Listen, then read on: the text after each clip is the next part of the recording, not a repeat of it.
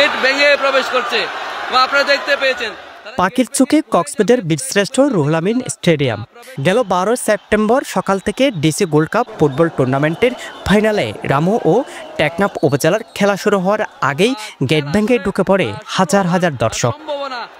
দুপুর গড়িয়ে গেলেও আয়োজকরা তখনও কোনো নিরাপত্তা দিতে পারেনি, মোতায়েন করা হয়নি পর্যাপ্ত আইনশৃঙ্খলা বাহিনী। বিকেল গড়াতেই হঠাৎ মাইকে ঘোষণা আসে ফাইনাল খেলা স্থগিত। এরপর শুরু হয় খেলা দেখতে আসা বিক্ষুব্ধ মানুষের হামলা ভাঙচুর। এতে আহত হয় পুলিশ, সাংবাদিক, ইউনো সহ অন্তত 40 জনেরও বেশি। একটু পেছনে ফেরা যাক। 12 সেপ্টেম্বর রাতে থানা রোডস্থ একটি প্রিন্টের দোকানে ধরা পড়ে টিকিট কালোবাজারির সদস্যরা।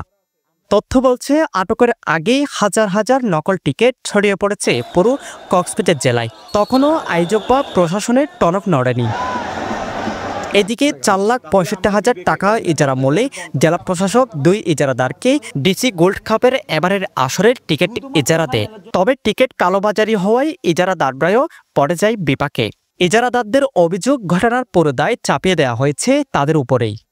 মূলত বিপত্তি ঘটে ফাইনাল ম্যাচের আগের দিন থেকে 2-3টি অসাধু প্রতারক জালিয়াতি চক্রে রাতের আধারে বদরমুকাম সড়কের মক্কা প্রিন্টিং প্রেসে ছাপানো কয়েক হাজার ভুয়া টিকিটের বান্ডিল সহ প্রতারক চক্রকে হাতে নাতে পুলিশের কাছে ধরিয়ে দিই। ফাইনালের দিন সকাল 10টায় স্টেডিয়ামের বাইরে টিকিট বিক্রিরত অবস্থায় 3 থেকে 5,000 ভুয়া টিকিট বিক্রেতা ও টাকাসহ প্রতারক চক্রের 3 সদস্যকে আটক করে আমাদের নিয়োজিত গেট কর্মীরা জেলা ক্রীড়া সংস্থার কর্মকর্তাদের কাছে সুপর্দ করি।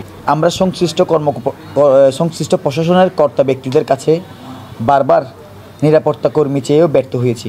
ইজারাদাররা সংবাদ সম্মেলন করে দাবি করেন তারা খেলার দিন টিকিট বিক্রি করেছে, কিন্তু এর আগের দিন একটি চক্র টিকিট কালোবাজারি করে হাজার হাজার টিকিট ছাপিয়ে পুরো জেলায় ছড়িয়ে দিয়েছে। আমরা ইজারাদার, আমরা আমাদের টিকিট 50 টাকা করে বিক্রি করেছি এবং ফাইনালের জন্য আমরা 7 থেকে 7,500 মতো টিকিট বিক্রি করেছি। আর বাকি যারা মাঠে ঢুকছে টিকিট নিয়ে সব প্রতারক চক্র থেকে টিকিট ক্রয় করছে এবং টিকিটবিহীন প্রায় 10,000 দর্শক 11টায় গেট ভেঙে ঢুকে গেছে। এদিকে ফাইনাল খেলায় স্টেডিয়াম ভাঙচুর ও অগ্নিসংযোগের ঘটনায় 2 ইজারাদারের নাম উল্লেখ করে ক্রীড়া কর্মকর্তা বাদী হয়ে স্টেডিয়ামের 7 সদস্য বিশিষ্ট কমিটির সদস্যদের সাক্ষী রেখে 700 জনের বিরুদ্ধে মামলা দায়ের করে। অন্যদিকে পুলিশ আহতের ঘটনায় 2,500 অজ্ঞাতদের বিরুদ্ধে মামলা করে কক্সবাজার সদর মডেল থানা। এই ঘটনায় টিকিট কালোবাজারির দায়ে রবিউল নামে একজনকে আটক করে পুলিশ এবং এই ঘটনার সাথে জড়িত অন্যান্যদেরও আটকের চেষ্টা করছে তারা। টিকিট বিক্রি যে দালাল চক্র, এর মধ্যে অন্যতম প্রধান যে রবিউল ইসলাম আছে তাকে গ্রেপ্তার করা হয়েছে এবং এই প্রক্রিয়াটা কক্সবাজারের জন্য খুব একটা burning issue.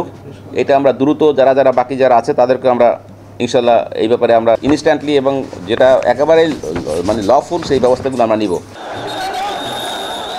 News desk, Penowa.